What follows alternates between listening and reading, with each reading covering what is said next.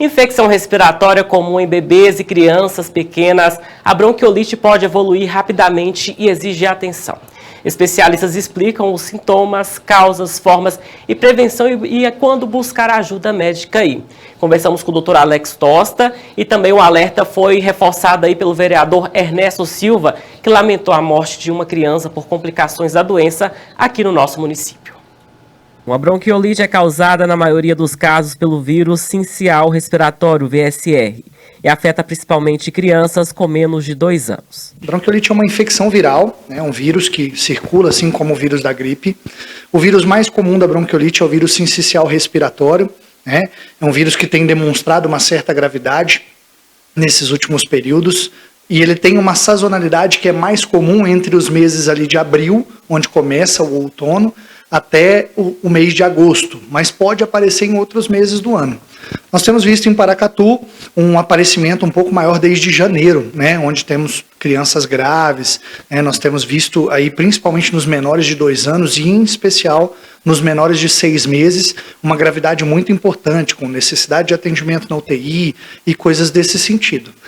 E outra coisa que a gente tem visto com frequência é o quanto esses vírus são graves, principalmente nos pacientes que não mamam no peito, que tem alguma situação de desnutrição ou deficiência vitamínica e que por um acaso foram prematuros ou algo nesse sentido, precisaram de um tempo de internação maior ao nascimento, coisas nesse sentido.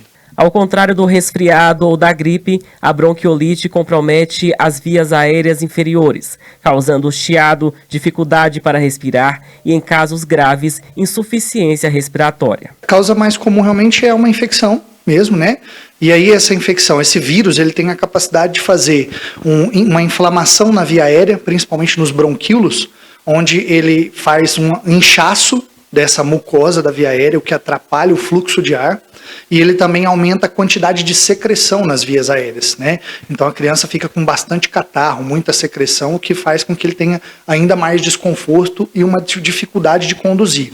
Geralmente ela começa muito parecida com um quadro gripal mesmo, uma febre baixa, e aí começa com um quadro de tosse, e aí ela evolui para a gravidade, que é essa falta de ar, onde a gente vai ver o desconforto respiratório, os sinais de falta de ar, essa retração subcostal, intercostal, que é esse afundamento das costelas, afundamento no pescocinho. A gente consegue ver ainda que é o grande marco da bronquiolite, que é a sibilância ou chiado, e essa quantidade exacerbada de secreção. E isso ele começa a perdurar. Então o período crítico da doença é ali do 3º dia a partir do início dos sintomas até o 10º dia de doença, onde esse aumento de secreção, esse inchaço da mucosa pode ser tão intenso a ponto da criança precisar de alguma interface respiratória. Oxigênio via nasal, ou mesmo o CPAP ou VNI, que é aquele feito em máscara, ou até intubação nos casos mais graves. Manter a higiene das mãos, evitar aglomerações e contato com pessoas gripadas são medidas importantes de prevenção, especialmente nos meses mais frios. Cuidados em casa. A gente entende que uma criança ainda com sintomas leves, um bebê ainda com sintomas leves, que ainda não evoluiu para um quadro de desconforto respiratório, de espinéia intensa, a gente precisa ter atenção principalmente na lavagem das vias aéreas, então é lavar de forma abundante o nariz, Não precisa de uma grande quantidade de soro, mas de forma muito frequente, então de hora em hora mesmo lavar esse nariz. Manter sempre a cabeceira elevada, que uma das grandes complicações por causa do desconforto respiratório, da tosse, é que essa criança fique aí, possa regurgitar e acabar aspirando aquilo que ela alimentou, o leite que ela tomou. Isso aumenta a gravidade, piora o quadro. Outra situação importante pensando nessa regurgitação é que sempre que ela for mamar, deixar ela mais sentadinha, colocar sempre para rotar quando for as crianças menores, e a lavagem nasal abundante. Em alguns casos começou a chiar. A gente ainda utiliza as bombinhas do Aerolim, a nebulização pode ser utilizada, e uma coisa muito importante dentro da bronquiolite, que a gente tem contado muito com a ajuda, que são as fisioterapeutas. A fisioterapia, ela é uma medida importante na bronquiolite e pode ajudar, inclusive prevenindo a necessidade de hospitalização. Casos leves podem ser tratados em casa, com cuidados como hidratação e controle da febre. mas sinais como respiração acelerada ou retração das costelas exigem atendimento médico imediato. Nós temos sim uma possibilidade de prevenção. Primeiro, claro, evitar as grandes aglomerações, principalmente para as crianças menores, os menores de 6 meses. Os pais precisam ficar mais em casa, evitar receber visitas, evitar as aglomerações tipo banco, supermercado, festas de aniversário, qualquer coisa desse tipo, para prevenir essa transmissibilidade, né? E sempre atento, começou com sinais gripais, o irmãozinho mais velho, ou o pai ou a mãe, evitar se aproximar mesmo da criança, talvez em algumas ocasiões até usar a máscara seria interessante para diminuir essa transmissibilidade.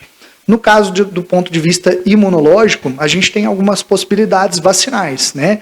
Hoje o que tem se falado de maneira mais importante são os anticorpos monoclonais, né? Hoje nós temos aí já bem estruturado o palivizumab, que é um anticorpo que pode ser oferecido pelo SUS, mas para crianças que tenham as suas características específicas, né? Problema no coração, problema no pulmão, ficou internado por muito tempo em UTI, ele recebe essa medicação.